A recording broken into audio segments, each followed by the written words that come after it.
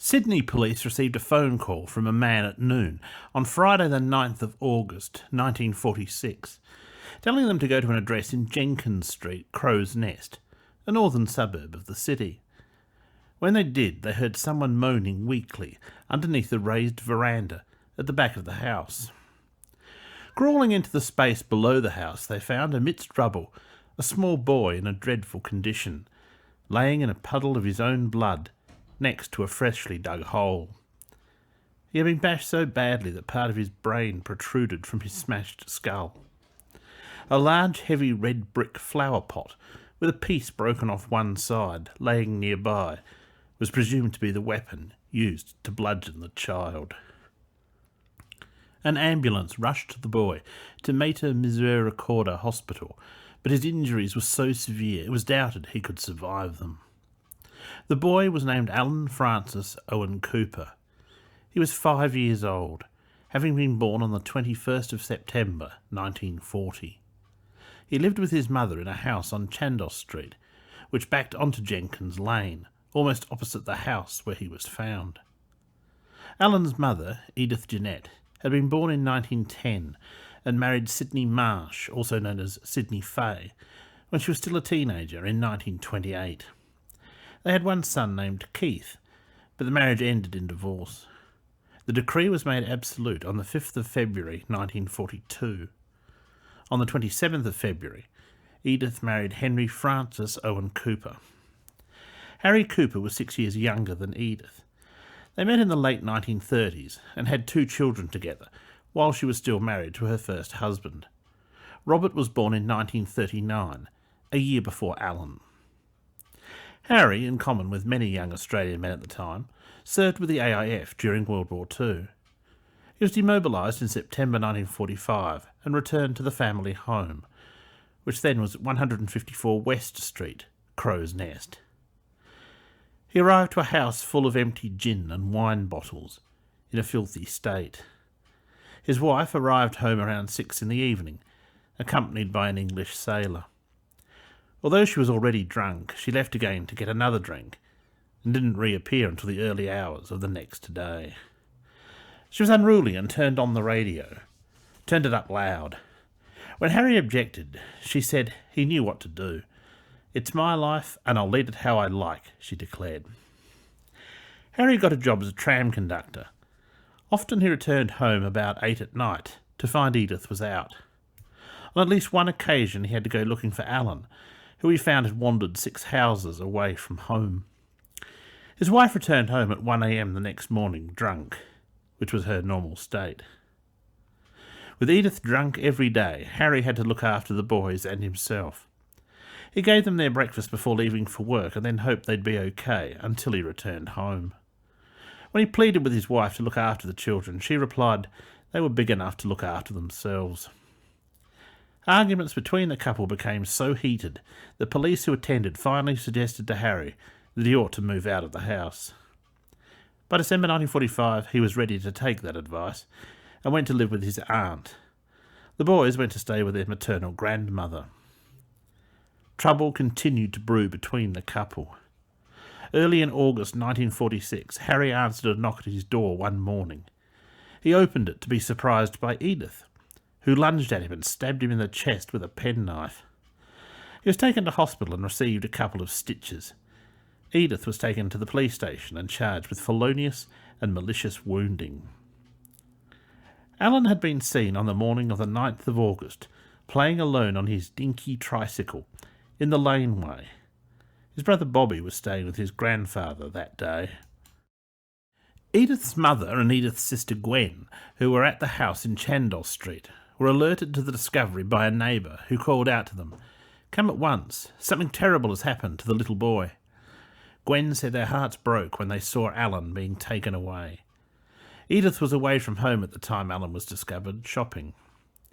Meanwhile, police questioned a resident of the house where the ailing child had been found.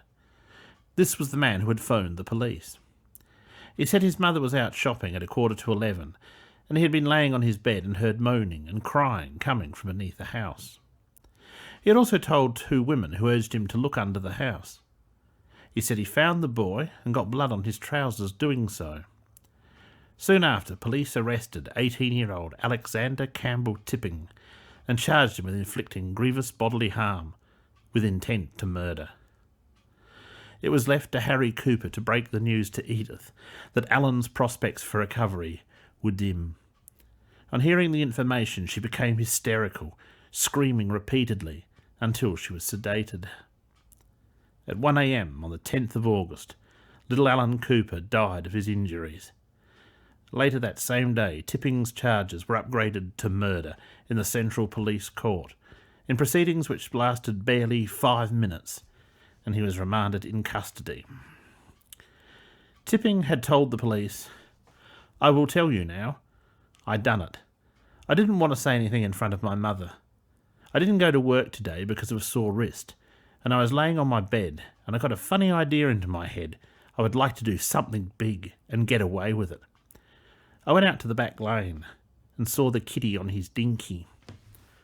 I called him inside with the intention of showing him something. I took him into my room and told him to sit on the bed, and then put my hand tightly round his neck and squeezed for all I was worth, until some water came out of his mouth and nose. He wasn't properly out to it then, so I dragged him out underneath the house.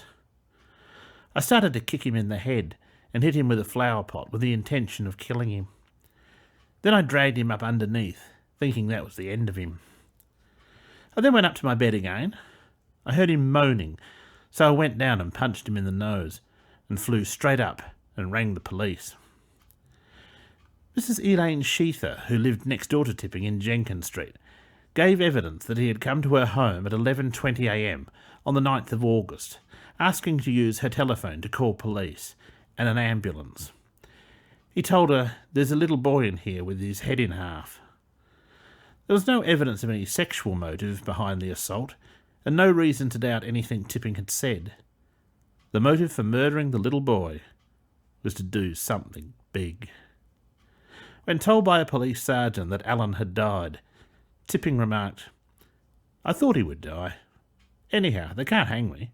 There's a Labour government in power." Tipping would not have hung anyway. The last execution in New South Wales took place in 1939, and the death penalty for murder was abolished in 1955. The death penalty remained in force for treason, piracy, and arson in naval dockyards until 1985, but was never invoked. At his trial in November, his defence lawyers did not dispute the material facts, but instead the defence was that Tipping was insane. He lacked the reasoning ability to plan a premeditated murder, and did not comprehend the nature and quality of his act, they argued. It emerged that he had contracted encephalitis when he was 3 years old, which had permanently destroyed brain tissue. At the time he was treated for severe convulsions, but the disease was not diagnosed until 2 years later. Dr. Eileen Sabire of the Child Welfare Department testified that she had first examined him in 1939, and in March 1944 she had filed a form to have Tipping assessed with a view to having him certified as insane. She said his behaviour was irresponsible and his moral sense impaired. He was impulsive and instinctive, with no deliberation to his actions. She judged him to have the mental age of a 7-year-old. Furthermore, she had predicted Tipping would be a menace to the community and liable to commit an act such as he had done. Dr. John McGeorge, a psychiatrist, said he had first examined Tipping in 1940, when the boy had been lying, stealing and playing truant. He had seen him again in 1944 and formed the opinion that Tipping would not be able to distinguish right from wrong. He had laughed at the doctor and treated it as a joke when he tried to explain to Tipping, he said. Although lacking moral responsibility, he did not think he was certifiable as insane under the terms of the Lunacy Act. A third psychiatrist, Dr. Trahair, testified that he could not have declared Tipping insane. With this conflicting professional opinion, the jury became deadlocked. On the 26th of November, the foreman informed the judge they could not reach a decision, and a new trial was set for December. In court, Tipping's conduct was likened to that of a curious child. He was restless and gazed about the room, sometimes listening intently, but without showing any emotion or understanding. On the 11th of December, Alexander Campbell Tipping was found not guilty on the grounds of insanity by the new jury. Justice Street ordered Tipping to be detained at Long Bay Jail at the Governor's pleasure, which meant effectively for the rest of his life. He added to the jury that the accused would receive proper attention from psychiatrists. Mr. Justice Street continued, "If a person's mind is so disordered that either he doesn't know what he is doing or does not understand the nature and quality of his act, he is relieved of criminal liability." Tipping, however, fell between two extremes. Doctors were unwilling to certify him insane, as he did not fit the criteria for such a diagnosis. But neither was he of a normal mind, and therefore not being criminally responsible. One of the psychiatrists who gave evidence was quoted by a newspaper as saying that Tipping was a moral defective, and that people in his condition were subnormal in their intelligence and should be kept under supervision and care. Just before New Year's Day in 1947, Tipping had been locked in his cell and provided his lunch. Soon after, he was found with blood flowing profusely from a wound in his throat. He had used a blunt dinner knife to make a cut 2.5 inches long and 1/2 inch deep, which just missed an artery. When a warder discovered him, Tipping exclaimed, "Stop the bleeding. I don't know why I did it. I don't want to die. Don't let me die." He was removed to the prison hospital and recovered within a few days. Alexander Tipping died at Singleton, New South Wales in 1976, in his 48th year. Tragedy continued to plague Edith Cooper. On the 21st of January 1949, she visited her brother Henry Kelly at Lavender Bay Wharf, where he was looking after a boat for a friend. She decided to leave at 2:30 in the morning the following day and began rowing to shore in a dinghy when she overturned. Hearing his sister's cries, the 34-year-old man dived into the water to attempt a rescue. 2 other men also heard Edith's cries and pulled her into their boat, without realising Henry was in the water too. Police recovered his body at 6 a.m. Edith said, "He was my best pal. I wish I had died instead of him." Edith Cooper passed away in 1966, just days after her 56th birthday. Harry Cooper was 78 when he died in February 1995 and was buried beside his son at the Field of Mars Cemetery. The house where the Coopers lived still exists, but the house where the murder occurred is gone. The Warringah Freeway now slices through the suburb where it formerly stood.